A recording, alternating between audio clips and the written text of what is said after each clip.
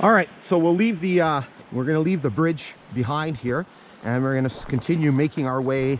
What direction are we heading in here? 188. So we're heading kind of just west of south. We're kind of starting to turn a little bit. We actually, before we get going, we actually have a point of interest. So again, the bridge is the bridge mileage is 96.9, and so what we have here is we actually have the milepost 97 marker, again, that is the mileage on the Kinghorn, and so to get the mileage for the original line, we subtract the 49.7 miles, and so that becomes 47.3. All right, let's hop up on the bike here. What's going to happen is, just coming up ahead is we're going to go south here, and then we're going to start turning. We're going to start making our turn to the west. We're going to be passing by a natural gas power station, and we're going to be passing through part of Keemle Lake on a very, very long rock causeway, and then after that, that's where our turn starts to happen to the west. All right, so what I'm going to do is I don't know if I want to zip you ahead here, because we're basically going to be coming up on the road crossing here in a second. So just off to the side of us, this is Sinclair Lake. So there's where the water comes from for that bridge that we just crossed. And if I come up ahead here a little bit more, you'll be able to see a bit more of the Palisades.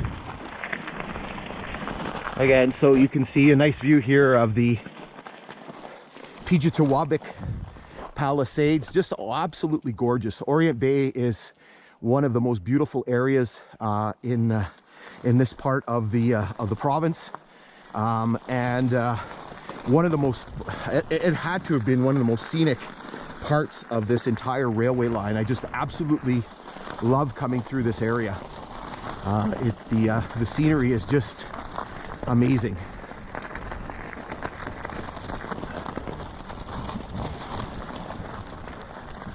So right up here, we actually have the natural gas pipeline crossing, and we see that from time to time on this line, kind of weaving back and forth across the grade. So here you can see the pipeline crossing across, and then just up here we actually have the power station, and here's this road crossing right here. And so we actually have a couple of things right here at the road crossing. And so first of all, here we actually have we have a box for the fiber optic line that runs alongside the grade. And so here you can see the mileage. So 97.27 on the Kinghorn. So the original lines, that would be 47.57. And then on this side here, we actually have a metal pole or metal pipe. I'm guessing there's nothing attached to it, but I'm guessing that is the flanger sign. Again, I'm guessing because there's nothing attached to it, but I'm not sure what else it could be. And there's actually another one just right up here, just off to the side of the grade. There's another piece of sign there, and I don't know if that was railway related or if it was related to this road crossing here. So we'll make our way across, and here you can actually see, it looks like some big timbers. I don't know if that was from the crossing.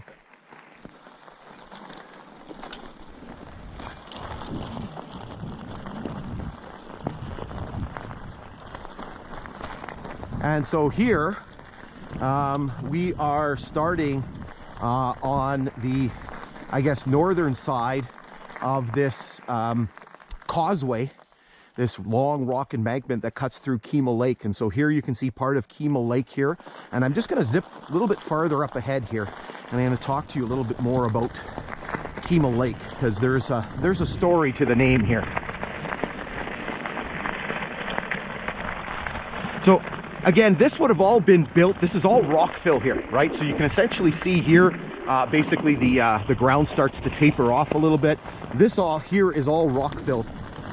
And so again, just you know, An interesting part of the engineering that was put into this. Again, you could just see the beautiful look here of Keemle Lake, and we're actually going to cross Keemle Lake just further up ahead. There's the railway grade kind of does very interesting. It does a curve here, so we're going south. It curves, goes west a little bit, and then curves back to the north and recrosses the lake.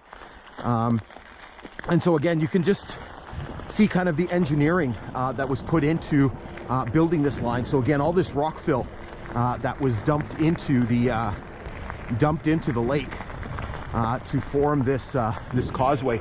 Again, we're coming alongside. You can see the Palisades in front of us. Just absolutely gorgeous view.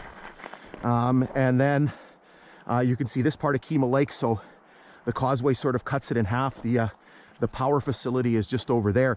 So I wanted to talk to you a little bit. We're going to stop just up ahead because there's actually a culvert up there. But I wanted to talk to you a little bit about Keemle Lake.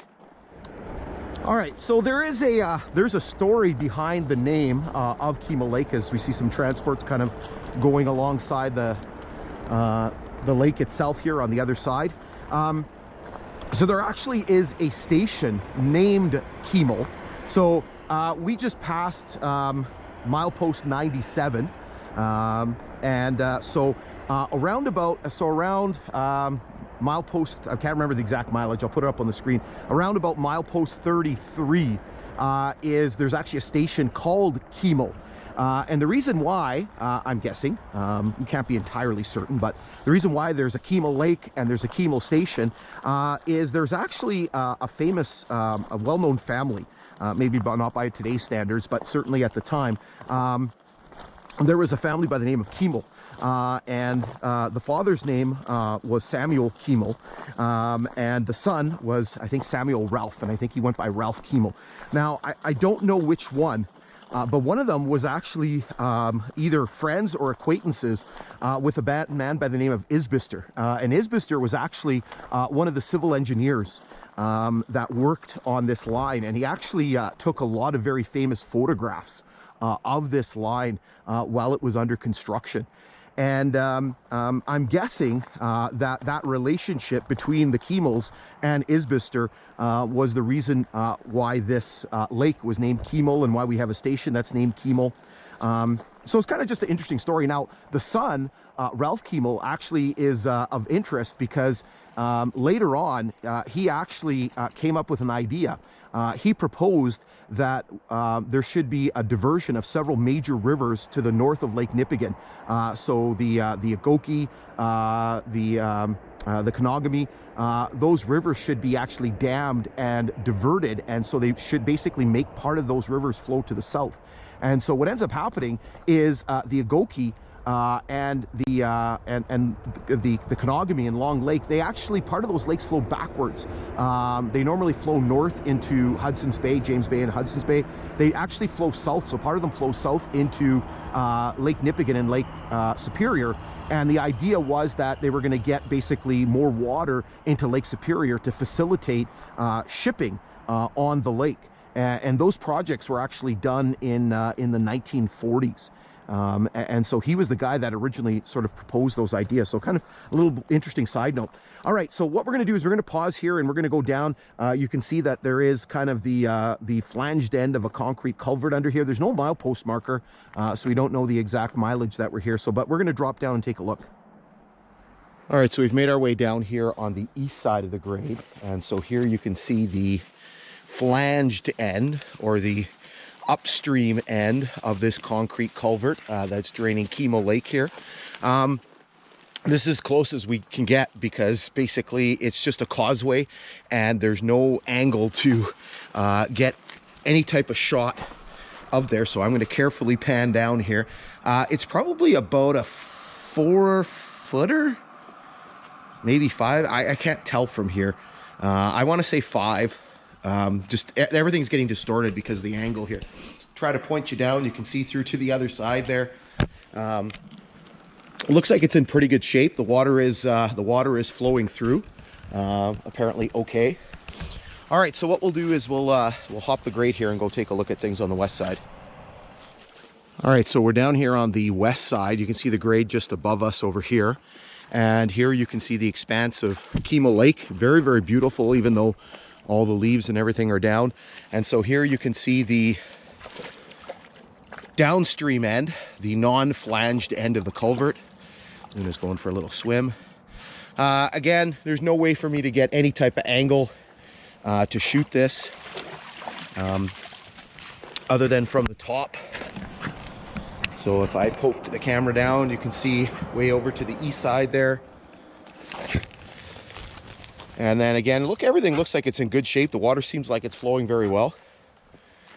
All right, so we'll hop back up on the grade here and resume our westward journey.